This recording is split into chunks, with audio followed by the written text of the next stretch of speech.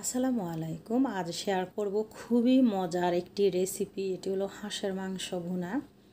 হাঁসের মাংসটা এভাবে যদি রান্না করেন যে কেউ খাবে। আর অনেকেই বলে হাঁস রান্না করলে গন্ধ লাগে, তবে এভাবে একবার হলো রান্না করে খেয়ে দেখবেন। একেবারেই সহজ এবং অল্প কিছু ঘরোয়া উপকরণ দিয়েই আপনি রান্নাটি করে নিতে পারবেন। আর দেখতে কতটা মাশাআল্লাহ লোভনীয় হয়েছে। চলুন রান্নাতে চলে যাই। প্রথমে চুলায় একটি প্যান বসিয়ে দিয়ে দিব এখানে আমি কিছু রান্নার তেল। এখানে আমি সরিষার তেলটা দিয়েছি। হাঁসের মাংসে কিন্তু সরিষার তেল দিয়ে রান্না করলে বেশি টেস্ট হয়। আর হাঁসটা কিন্তু আগের থেকে আমি ভালোভাবে কেটে ধুয়ে একেবারে পরিষ্কার করে পানিটা ঝরিয়ে রেখেছি। আর এখানে বেশ কিছু পেঁয়াজ কুচি, এখানে বড় সাইজের একটি 1 কেজি ওজনেরও বেশি একটি হাঁস আমি রান্না করব। 1 কাপেরও বেশি, এখানে আমি প্রায় 1.5 কাপের মতো পেঁয়াজ কুচি দিয়ে দিলাম। অনেকে বাটা পেঁয়াজটা ব্যবহার করে, বাটা পেঁয়াজের দরকার নেই, এভাবে কুচি করা পেঁয়াজ দিয়ে রান্না করলে খুব সুন্দর হবে।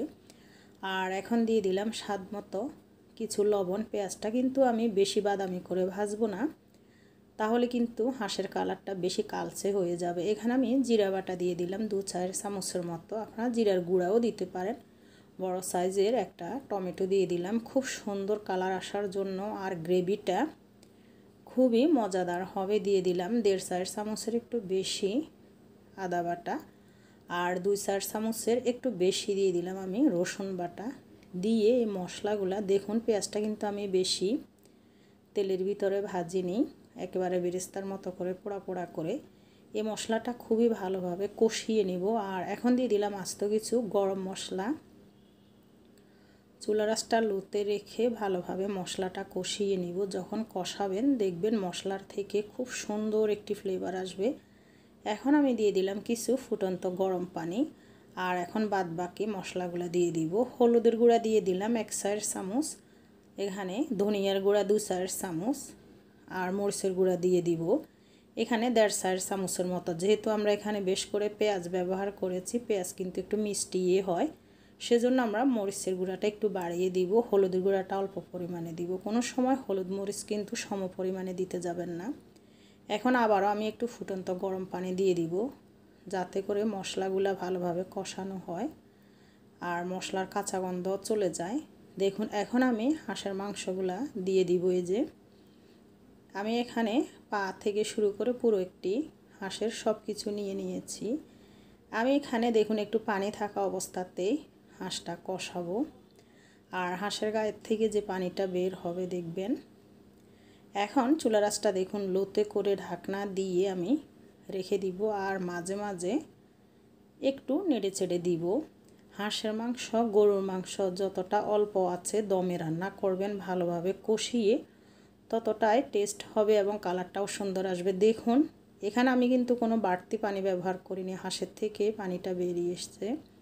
আর আস্তে আস্তে কালারটা দেখুন কতটা লোভনীয় সুন্দর হয়ে আসতেছে। আমি মাঝে মাঝে কিন্তু ঢাকনাটা খুলে একটু নেড়ে চেড়ে দিচ্ছি, যাতে করে তলানিতে মশলাটা না লেগে যায়। আর পেঁয়াজটা যে আমরা কুচি করে দিয়েছি, দেখবেন যে পেঁয়াজটা একেবারে গলে বাটা পেঁয়াজের মতো ম্যাশ হয়ে গিয়েছে। আর এত সুন্দর একটি ফ্লেভার বের হয়। এভাবে আপনি কষাতে কষাতে কিন্তু হাঁসটা রান্না করতে পারেন।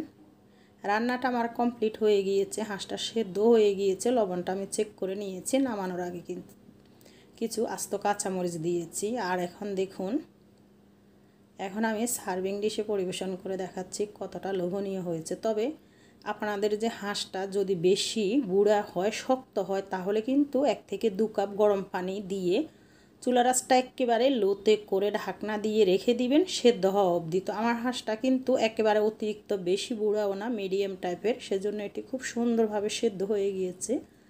আর গ্রেভিটা দেখুন কতটা লোভনীয় হয়েছে। এখানে কিন্তু আমরা পেঁয়াজটা বেটে ব্যবহার করিনি, কাটা পেঁয়াজ দিয়ে রান্না করেছি। দেখুন পেঁয়াজটা কিন্তু খুব সুন্দরভাবে গলে গিয়েছে। আর এই হাঁসের মাংস দিয়ে রুটি, পরোটা, লুচি, গরম ভাতের সাথে, পোলাওর সাথে খেতে অসাধারণ। এই ঈদে কিন্তু স্পেশাল হাঁস ভুনাটা রাখতে পারেন। যারা হাঁসের মাংস একেবারে খায় না, তাদেরকেও যদি এভাবে রান্না করে দেন হাঁসটা, দেখবেন যে নিমিষেই খেয়ে নেবে। আর গ্রেভিটা দেখুন, আমি বারে বারে দেখাচ্ছি মশলাটা কতটা লোভনীয় হয়েছে আর কত সুন্দর একটি ফ্লেভার বের হয়েছে। তো ভিউয়ার্স, ভিডিওটি যদি ভালো লাগে প্লিজ ইউটিউব চ্যানেলটি সাবস্ক্রাইব করে দিবেন, আর ফেসবুক পেজ থেকে যদি দেখে থাকেন ভিডিওটি অবশ্যই পেজটি ফলো দিয়ে ভিডিওটি শেয়ার করে দিবেন, অন্যকে দেখার সুযোগ করে দিবেন। দেখা হবে যে কোনো পরবর্তী ভিডিও নিয়ে। ভালো থাকবেন, সুস্থ থাকবেন, পরিবার নিয়ে সবাই। আল্লাহ হাফিজ, আসসালামু আলাইকুম।